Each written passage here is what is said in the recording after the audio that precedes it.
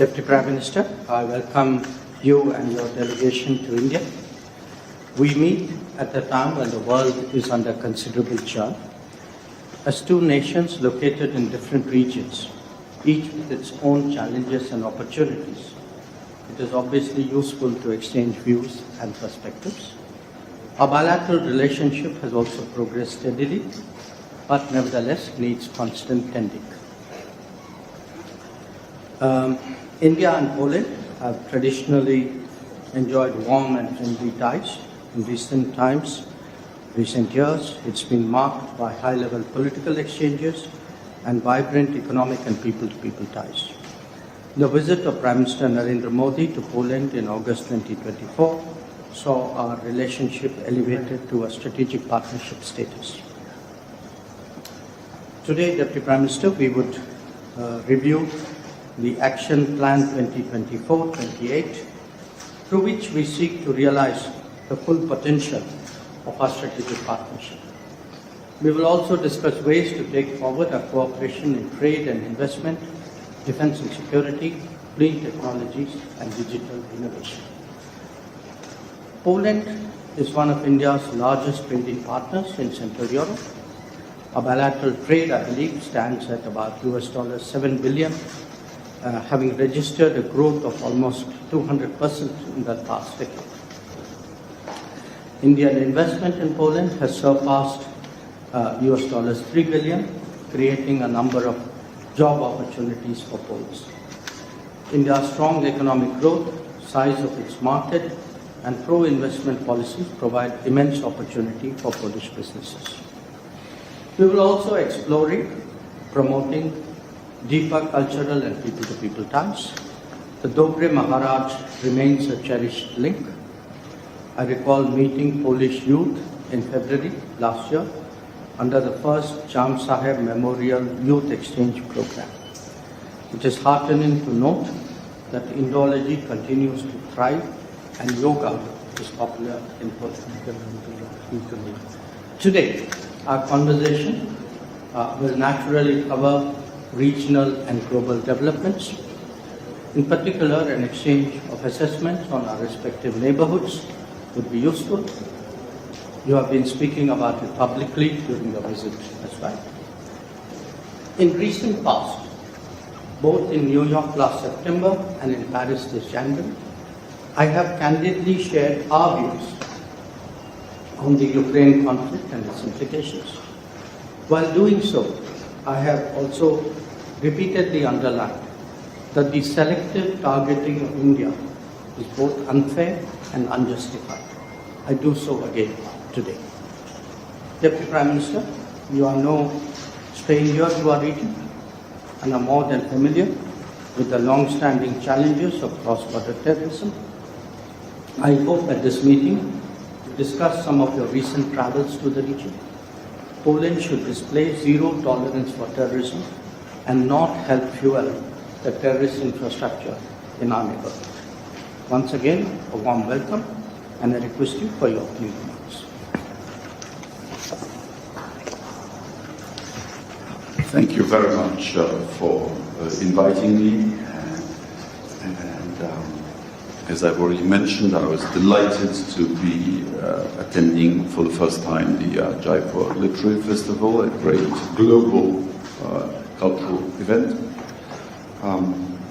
As you said, I personally have been to India many times before, both privately and officially, but for the first time since the establishment by our Prime Ministers of the strategic partnership. And as you said, we want to review the progress and the perspectives. We seem to be the dynamic countries in our regions, and therefore we should explore the opportunities that there are. We are also countries that were colonized in the 19th century,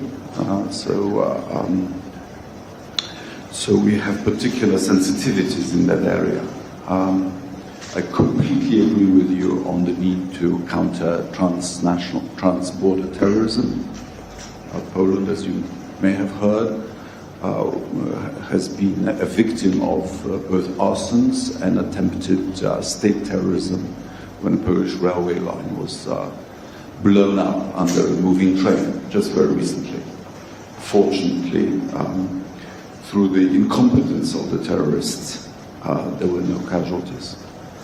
I also completely agree with you on the unfairness of selective targeting by tariffs, and we in Europe know something about that also, and we fear that this is progressing to a global trade turbulence. I was very glad to be able to discuss with you in Paris the state of affairs in the format of Weimar Triangle Plus, and we are hoping that India will continue to stay engaged in Europe. We've noticed that you are establishing embassies everywhere in Europe, which means that you are serious about relations with the European Union. It will be the turn of our Prime Minister to come to India, and I hope that happens before too long. Again, thank you for inviting me, and I'm looking forward to our exchanges. Thank you very much. Of course, the selective targeting is not limited to tariffs. I think there have been other forms of selective targeting, but we will discuss. So once again, thank you, Press. Thank you.